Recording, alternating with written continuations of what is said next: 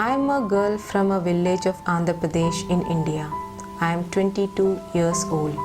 I am not saying my name because my family hates me for speaking to you. I cannot live without them. I cannot live all alone. So I can only speak to you like this. I am the youngest of 8 children.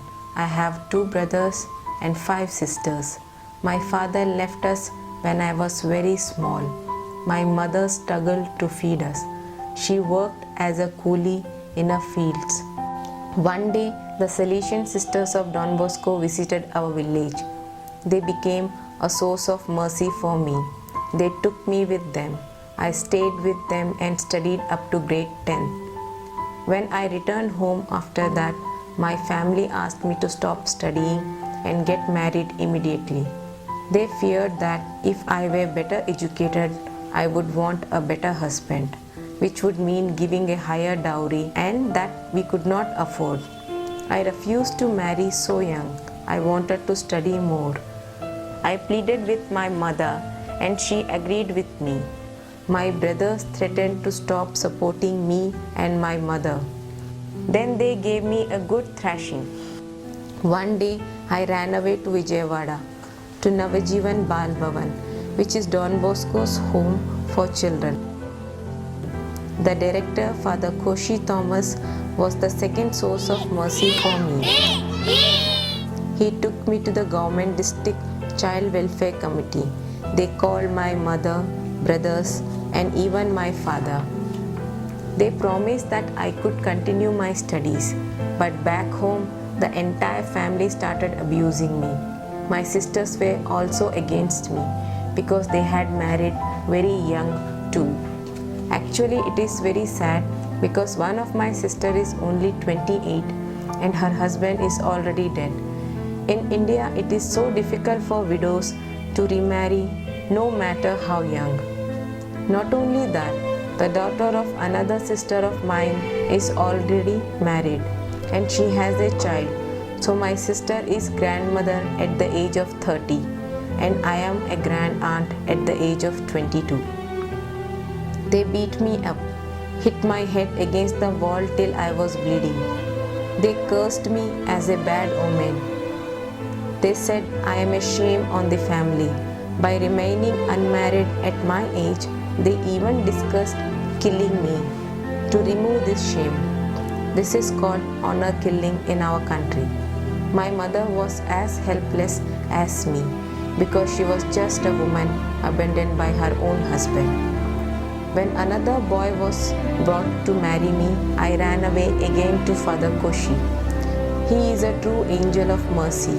He admitted me into the course in computer science and engineering. While I was in college, not a single member of my family ever came to see me or inquired about me. They considered me dead. In spite of all they had done to me, I forgive them. I wanted to see them, but my brothers would not allow it.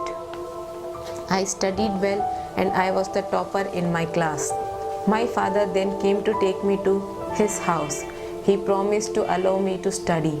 Once I reached home, he bet me and said that he would kill me if I went back to Don Bosco. I was really afraid because he had once hit my mother with an axe. So I went back to my mother and brothers.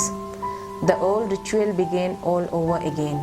A steady stream of boys to take a look at me. I felt like a cow on sale in the market. It is sad that a female in India has no status of her own. She is only the daughter, the wife, or the mother of a male. I was tortured, beaten, cursed, and put under house arrest. I wished I were a street dog. A dog was more free than I was. I cursed my misfortune of being a girl. I prayed, I cried, I thought of suicide. Finally, my grandmother helped me to go back once more to Don Bosco Navajivan. Father Koshi, the most merciful man I have ever met, welcomed me. He put me back into college. I am now in my second year of B.Tech. I work part-time and I look after my own needs. I had several reasons for refusing to get married. I want to study. I was too young to be a wife and mother. I would not be able to adjust to my husband and his family because I did not know them at all. Above all, I was being forced to get married, not just advised or requested to. I did not feel respected. I want to study. I want to do something more with my life than most girls do in our village. Education will give me a better life. It will enable me to bring to other girls the mercy I myself received. I will study, find a job, and earn well. I will then be able to help girls like me. I do not want any girl to suffer as I did.